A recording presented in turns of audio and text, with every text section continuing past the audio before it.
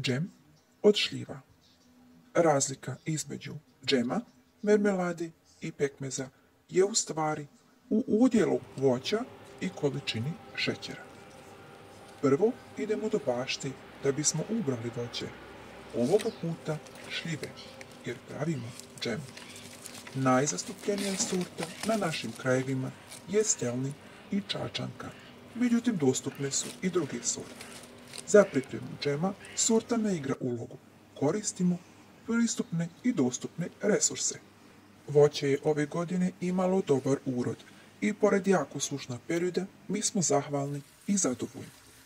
Ubrane šljive idu pod mlaz vode na pranje, čisto da saperemo prašinu sa njih. Zatim iz šljiva vadimo košpe. A onda šljive kratko meljimo u blenderu da sačuvamo krupnije komade. Ne odvajamo ni ljupu, jer nam je tako ukusnije.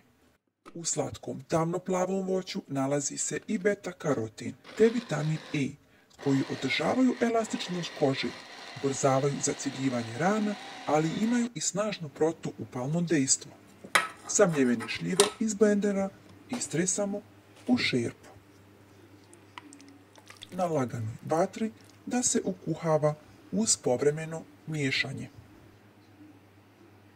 Recept za pripremu džema uz smjesu za želiranje imate i ispisan na pozadini vrećice.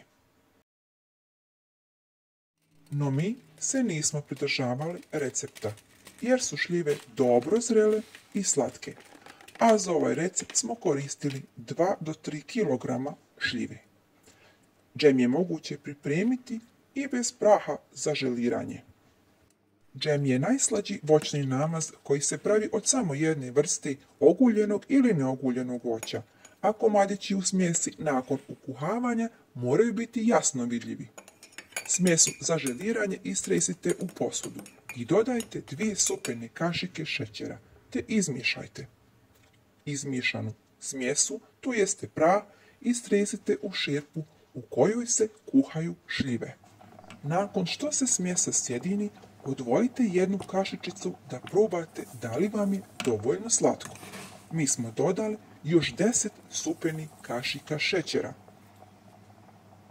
Uz konstantno miješanje smjese na laganoj vatri potrebno je 5 do 10 minuta. A da biste provjerili gustoću džema, potrebno je na tanjirić koji je prethodno bio u hladnjaku kapnuti malo džema. Zatim tanjirić okrenuti okomito i promatrati gustoću. I dok se džem kuha, tegle su u rerni na sterilizaciji. 10 minuta na 90 stepeni. U vruće tegle sipamo vruć džem. Zavrnemo dobro poklopce i prekrijemo tegle krpom ili peškirom do sutradan da se postepeno ohladi. Džem također možete spustiti u rernu koja je ostala topla i ugašena nakon vaše sterilizacije tegli. Pretplatite se na naš YouTube kanal, lajkajte, komentarišite i dijelite nas.